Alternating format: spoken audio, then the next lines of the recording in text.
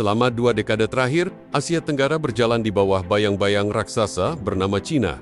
Dari budget elektronik sampai bahan mentah industri, hampir semua arus ekspor dan impor di kawasan ini bergantung pada logistik, modal, dan teknologi dari Beijing. Fakta dasarnya sederhana tapi mengerikan. Cina kini menguasai lebih dari 21% perdagangan ASEAN, hampir setiap kapal dagang, jalur suplai, hingga pembiayaan industri besar di Malaysia, Thailand, dan Vietnam memiliki jejak kendali dari negeri tirai bambu. Inilah strategi yang mereka sebut supply chain lock, penguncian rantai pasok. Cina tidak hanya mengontrol bahan mentah dan pabrik produksi, tapi juga transportasi laut, serta lembaga pembiayaan lewat program besar mereka, Belt and Road Initiative.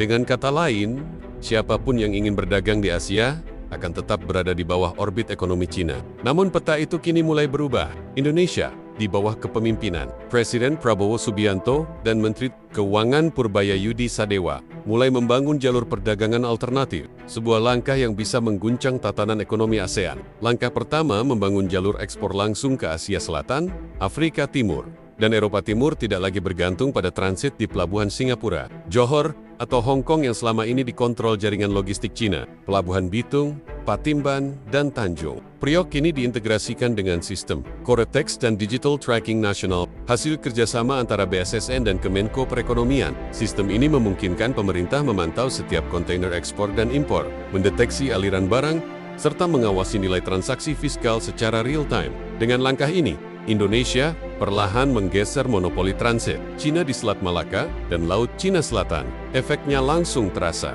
Malaysia dan Singapura, dua negara yang selama ini menikmati posisi strategis sebagai jalur ekspor utama, mulai khawatir. Data dari Dewan Ekonomi ASEAN menunjukkan volume ekspor transit di pelabuhan Malaysia berpotensi turun 10 hingga 15% akibat kebijakan Indonesia ini. Beberapa perusahaan logistik bahkan sudah melayangkan protes resmi ke ASEAN, menuduh Indonesia bermain sendiri. Tapi reaksi global justru berbanding terbalik. India dan Rusia menyambut langkah ini dengan tangan terbuka. Mereka melihat Indonesia sebagai poros baru perdagangan netral bebas dari dominasi Cina maupun Barat. Moskow bahkan secara terbuka mendukung ide jalur perdagangan selatan yang diinisiasi Jakarta karena dianggap bisa menciptakan keseimbangan baru di kawasan Indo-Pasifik. Di balik strategi besar ini, berdiri satu sosok yang mulai dikenal sebagai arsitek ekonomi strategis Indonesia, Purbaya Yudi Sadewa. Berbeda dengan Menteri Keuangan lain yang berfokus pada stabilitas angka, Purbaya melihat ekonomi sebagai bagian dari strategi geopolitik. Ia mengubah arah ekspor Indonesia dari sekadar penjual bahan mentah menjadi produsen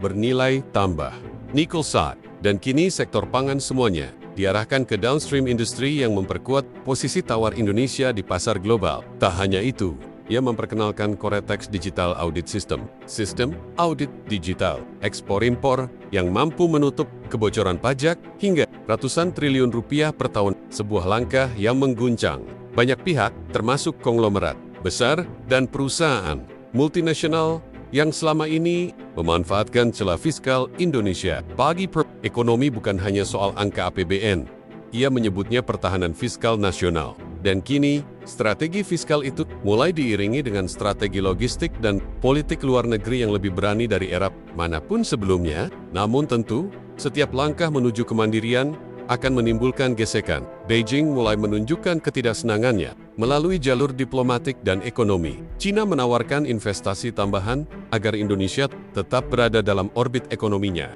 Tapi Prabowo bermain cerdas. Ia tidak menolak, namun juga tidak menyerahkan kendali. Indonesia tetap membuka diri terhadap investasi, tapi mulai membangun poros baru dengan India, Rusia, dan Uni Emirat Arab. Inilah strategi dua kaki, pragmatis tapi berdaulat, tidak lagi tunduk pada satu kekuatan global, tapi berdiri di tengah sebagai kekuatan netral yang diperhitungkan dunia. Langkah-langkah ini membuat Indonesia berubah citra secara dramatis. Bukan lagi pasar ASEAN terbesar, tapi poros logistik dan produksi baru di kawasan. Negara-negara Barat kini melihat Indonesia sebagai mitra strategis yang bisa menyeimbangkan pengaruh Cina, sementara ASEAN mulai mengakui bahwa arah perdagangan kawasan mulai bergeser ke Jakarta, dan ini bukan klaim kosong. Data Bank Dunia terbaru menunjukkan, sejak pertengahan 2025, arus barang keluar dari pelabuhan Indonesia tumbuh lebih cepat dibanding rata-rata negara ASEAN. sebuah sinyal bahwa perubahan itu nyata. Kini dunia mulai menyadari satu hal penting. Pusat gravitasi ekonomi Asia tidak lagi di Beijing, tidak di Shanghai, dan tidak di Singapura. Gelombang baru ekonomi Asia sedang bergerak ke selatan, menuju Jakarta, dan di tangan Prabowo dan Purbaya, Indonesia bukan lagi sekadar penonton. Kita sedang menulis ulang aturan permainan perdagangan dunia. Purbaya berkata dalam satu forum tertutup, selama ekonomi kita dikendalikan oleh pelabuhan negara lain, maka kedaulatan kita hanya ada di atas kertas. Kini, kalimat itu menjadi kenyataan baru. Indonesia sedang membangun jalur sendiri, menolak tunduk, dan bersiap menjadi pusat ekonomi dunia baru di antara dua kekuatan besar, Amerika dan China. Karena di era baru ini, perang bukan lagi tentang senjata, tapi tentang siapa yang menguasai arus barang, data, dan pajak global. Dan Indonesia, dengan segala keterbatasannya, baru saja menyalakan apinya sendiri.